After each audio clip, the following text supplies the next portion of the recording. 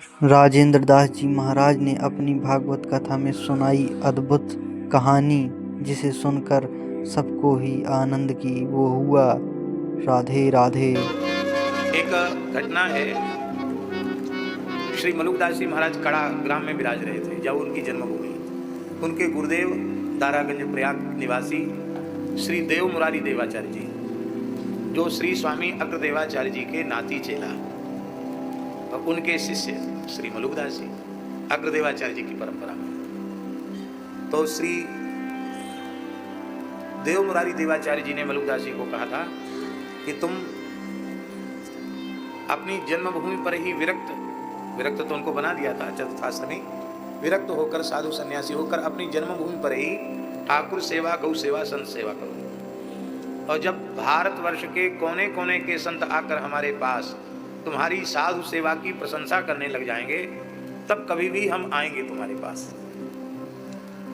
हम स्वयं चल कर आएंगे। आप इसी प्रतीक्षा में वहां गौ, ब्राह्मण और संतों की सेवा में आप लगे रहे। श्री मलुकदास जी की संत सेवा तो अद्भुत थी ही। उनके चरित्र में गुरु जी आता है कि भूखे कुकुर हु जो आवे, क्षुधा बंत है तिनहि अगवावे। हजारों कुत्ते इकट्ठे हो जाते तो उनको भी भगवत भाव से वंदन करके उनको भी आप पत्तल परोस कर जमाते थे। प्राणी मात्र में भगवान का दर्शन करते हुए उनकी सेवा करते। उनके चरित्र में आता है, हिंदू तुरक की विधवा जितनी, भोजन चाजन पावे तितनी। ये भी भेद नहीं कि ये अमुक धर्म का है, अमुक है। विधवाओं स्त्रियों को वस्त्र और अन्न की व्यवस्था, निर्धन लोगों के लिए धन की, औषध रोगियों को औषधि की, घरहीन, आजकल तो सरकार घर बना रही है, उस समय तो मुगलों का शासन था, पर मलुकदास जी निर्धन लोगों को घर बना के देते थे। बड़ी अद्भुत उनकी सेवा। विचारकों ने ये कहा है कि जहाँ उनका साहित्य सृजन एक बहुत बड़ा योगदान है, वहाँ उनकी सेवा ऐसी अद्भुत है कि उन श्री मलुकदास जी की सेवा के जैसा उदाहरण अन्यत्र मिलना अत्यंत दुर्लभ है। ऐसा है, अद्भुत उनका जीवन चरित्र है। लोगों ने पूछा उनसे, माने इतनी अन्न धन की व्यवस्था कैसे होती है? तो श्री मलुकदास जी ने कहा, मोदी सब संसार साहिब मेरे राम, जा पर चीची उतरे सोई खर्चे दाम। सारा संसार मोदी है, कमाने वाला है, व्यवसाय करने वाला है, और साहिब मेरे राम, राजा राम, साहिब राजा राम, सर्वेश्वर सबके मालिक राजाधिराज श्री रामचंद्र प्रभु हैं। तो राम जी की चिट्ठी जिस पर पहुंच जाती है, जा पर चिट्ठी उतरे सोई खर्चे दाम। मैं कुछ नहीं करता, मैं तो केवल भगवान के सहारे बैठा हूं। राम जी की चिट्ठी जिस पर पहुंच जाती है, इतना आटा, इतना दाल, इतना चावल, इतना घी, इतना बूरा, इतना मेवा, इतना कपड़ा, जो जिस वस्तु की चिट्ठी पहुंच जाती है और जिस पे पहुंच जाती है वही खर्च कर देता है। अब यहां एक बड़े रहस्य की बात है।